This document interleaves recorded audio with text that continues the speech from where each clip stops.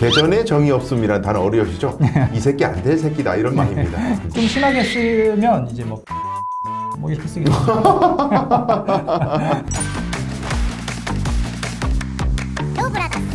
안녕하십니까 변호사 형님들, 로브라더스 진행을 맡은 강수영 변호사입니다. 오늘은요 검사 출신 변호사 임명한 변호사와 함께 검사 구형에 대한 이야기 나눠보도록 하겠습니다. 안녕하십니까? 안녕하십니까?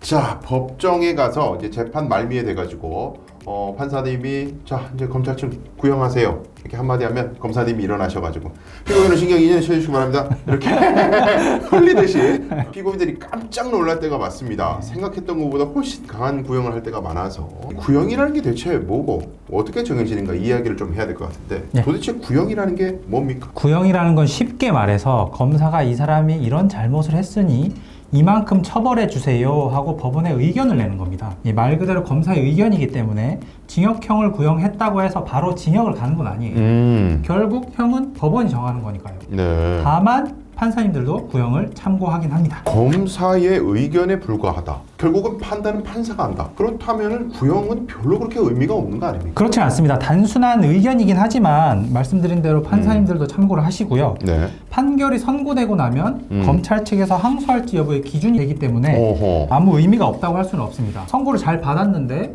만약에 검사가 항소하면 항소심 가서 또 재판을 받아야 되잖아요. 그렇죠. 그러니까 구형이 전혀 의미가 없다고 할 수는 없죠. 그럼 이걸 제가 조금 더 풀어서 말씀을 드리면은 예를 들어서 검사는 징역 1년형을 구형을 했는데 판사님이 뭐 터무니없게 뭐 징역 3개월 이렇게 확 낮춰서 선고를 해버리면 검사는 이거 항소해야 되겠네 판단할 수 있는 또 기준 구형에 비해서 얼마나 판결이 낮게 나왔는가 이거에 따라서 이제 항소할지 말지 판단하는 기준이 될 수도 있다 이런 말씀인 것 같은데 일단 항소 판단을 할 때 구형을 고려하라는 명시적인 규정도 있어요. 그래요? 예, 내부 규정이 있고요.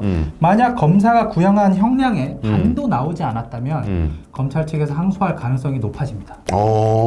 특정한 범죄의 경우에는 3분의 2에 미치지 못할 때 네. 항소하라는 규정도 있습니다. 아, 범죄마다 조금씩 다르지만은. 예. 근데 대부분은 어쨌든 절반이 안 되면은 뭐 그냥 항소한다. 예, 일반적인 범죄는 반에 미치지 못할 때라고 보시면 됩니다. 이제 다만 재판 과정에서 네. 이제 여러 사정이 생겼을 수도 있잖아요. 네. 뭐 기소할 때는 합의가 안 됐었는데 재판 과정에서 합의가 됐다.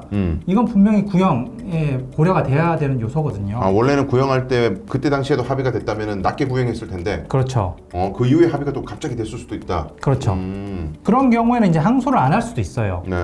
낮게 반에 미치지 못했더라도. 근데 대신 반 미만이 나왔는데 항소를 하지 않으려면 네. 공판검사가 양형 분석표라는 걸 작성해서 결재를 받아야 돼요. 어디 저기 위에 계신 분한테? 예, 부장검사님한테 결재를 받아야 되고요. 이제 반대로 항소를 하면 항소장을 써야 되고요. 항소 이유서를 써서 또 부장님한테 결재를 받아야 돼요. 이야, 그러니까 이제 판결을 낮게 받으면 검사는 무지하게 피곤해지는 거네요. 예, 맞습니다. 이야. 구형은 어쨌든 의견이지만 아예 무시할 수는 없다. 뭐 그런 말씀이신데 구형이라는 게 재판 말미에 거의 하지 않습니까? 예. 그래서 이제 재판을 열심히 잘 우리가 임하면 변론을 잘하면은 구형이 뭐 낮아지는 거고 재판 때 좀 뭐 대응을 좀 잘못하면은 구형이 높아지고 이렇게 출렁출렁하는 겁니까 이게? 그렇지 않습니다. 사실 검사 구형은 기소된 단계에서 99% 정해져 있다고 보시면 돼요. 답정론에 이미 다 정해져 있다는 거네요 그러면. 예. 수사검사랑 공판검사가 나뉘어 있다는 건 아시죠? 그렇죠. 이제 수사검사는 우리가 이제 조사를 받을 때 실제로 만났던 그 검사님을 말씀드리는 거고 공판검사라는 거는 기소 이후에 이제 재판이 시작되면 갑자기 딴 사람이 앉아있죠. 검사석에. 예. 재판만 하는 검사 쉽게 말씀드리면 그렇게 나눌 수가 있겠네요. 어찌됐든 이제 구형은 수사검사가 수사하면서 미리 다 정해놓고 공판검사한테 쪽지를 준다는 겁니까? 수사검사가 기소를 하면서 결재를 받을 때 공판 카드라는 것을 작성해서 그것도 같이 결재를 받아요. 이제 공판검사가 공판을 참고할 수 있도록 공판 카드를 작성하는 건데 네. 거기에 수사검사의 구형 의견이 들어 있습니다. 당연히 그거에 대해서도 결재가 되는 거고요. 공판검사는 대부분 그 구형 의견대로 구형을 하게 됩니다. 아, 거의 기계적으로 또 따라가는구나. 예. 자, 그러면 어쨌든 지금 이야기를 쭉 들어보니까 재판하는 도중에는 수사검사가 이미 결정을 내려버린 구형을 바꾸기가 거의 뭐 불가능하다 이런 얘기로 자꾸 들리는데. 그렇지는 않아요. 보통은 공판검사가 수사검사의 구형 의견대로 구형을 하지만 이 구형이 바뀌는 경우가 꽤 있습니다. 있기는 있다. 공판검사가 결재 없이 전결로 자기의 전적인 결재로 네. 구형을 바꿀 수 있는 범위가 또 정해져 있습니다. 아, 공판검사가 어느 정도 권한이 있긴 있네요. 예, 기본적으로는 구형의 3분의 1 범위 내에서 구형을 바꿀 수 있어요. 전결로. 플러스 마이너스 33%죠. 특정한 경우에는 2분의 1 범위 예.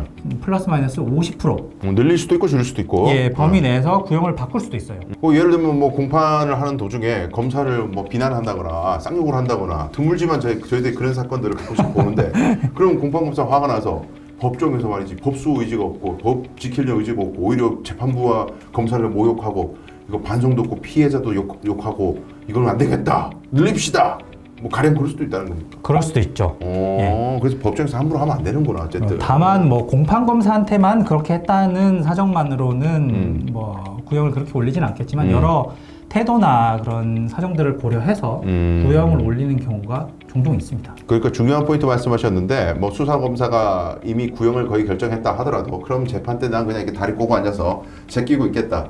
이런 건 안 된다 피고인들이. 예. 그러지 마시라. 자 그러면 근데 그래도 제가 경험할 때는 구형을 깎는 경우가 많지 구형을 더하는 경우는 많지 않을 것 같긴 하거든요.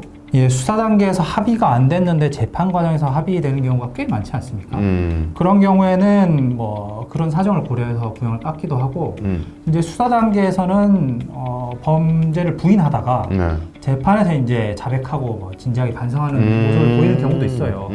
그러면은 구형을 깎기도 합니다. 수사 검사가 거기 괄호쳐놓고 써놓기도 해요. 네. 자백 시 징역 몇 월. 아까 말씀드렸듯이 반 밑으로 나오는 경우에는 공판검사가 약간 피곤해지잖아요. 일이 많아지죠. 예. 네.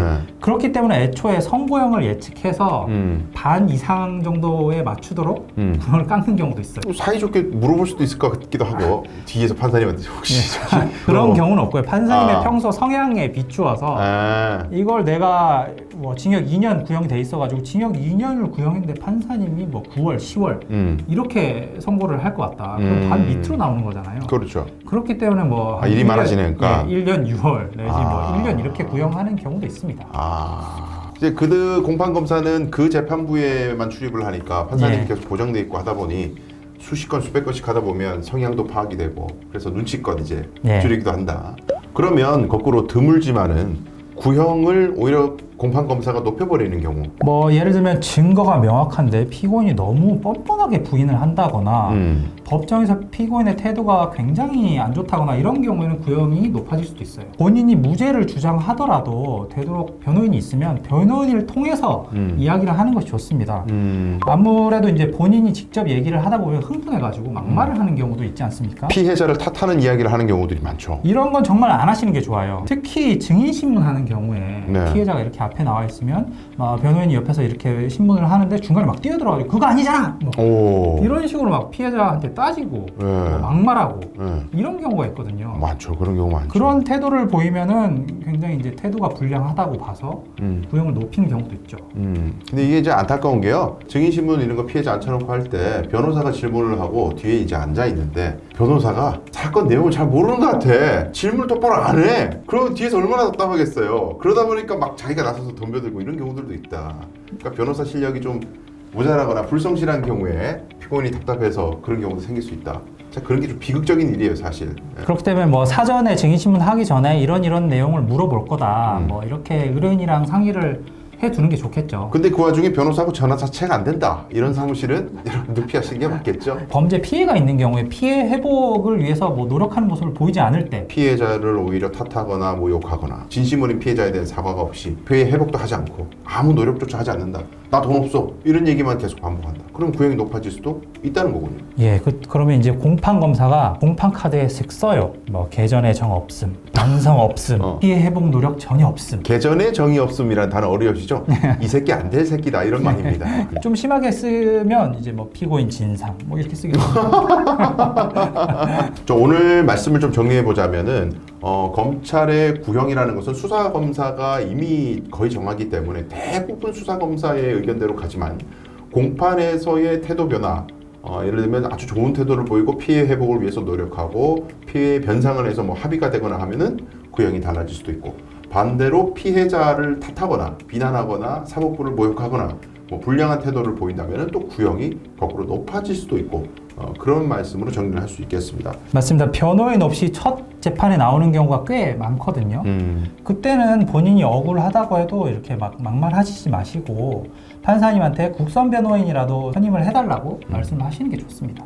그리고 그 다음 재판 때 변호인을 통해서 이렇게 의견을 제시하는 게 좋아요. 제가 또 현업에 있으면서 안타까운 거는 재판에서 뭐 말 한마디도 안 하다가 피고인 마지막으로 할 말 있으면 좀 해보세요. 근데 딱 일어나서 선처해 주시기 바랍니다. 이런 분들이 있어요. 제가 보기에 좋지 않은 영향을 미칠 것 같아요. 성의 없는 모습. 안한만도 못한 태도입니다. 그리고 옷차림은 최대한 단정한 걸로 입고 가시는 게 좋아요. 개성을 너무 표현하시면 판사님도 그렇고 검사님도 그렇고 들어올 때부터 위아래로 일단 쳐다봅니다. 아 그렇더라고요. 예. 이건 현실적인 이야기입니다. 예. 법정에 이제 쪼리를 신고 오신다거나 화려한 옷 이런 걸 입고 오시면 이제 제가 이건 들은 얘기입니다. 판사님 생각에 얘는 오늘 내가 징역형 선고할 거란 생각을 전혀 안 하는 놈이구나. 아주 그냥 방심하고 있구나. 나를 만만하게 생각하는구나. 주저 이런 생각 하시는 분이 있대요. 예. 중에는. 어떤 판사님 중에는 이제 외투를 입고 왔는데 단추를 다 안 잠그거나 지퍼를 끝까지 올리지 않는 뭐라고 하시는 분들도 있어요. 피고인 지퍼 올리세요. 맞아. 나 들은 적 있어요. 뭐 모자 벗으라거나. 예, 모자는 기본적으로 벗어야 됩니다. 예. 하여튼 우리 법정에서 생각보다 검사의 구형 그리고 판사님의 판결에 영향을 미치는 요소가 생각보다 많다. 그런 점들을 우리 각별히 위해서 또 좋은 변호사 조력 받으시고 최선의 결과를 이끌어내시기 바라겠습니다. 자, 로브라더스 이번 영상은 여기서 마치도록 하겠고요. 오늘은 검사 출신 변호사 임명한 변호사와 함께 했습니다. 다음에 또 좋은 이야기로 찾아뵙겠습니다. 고맙습니다.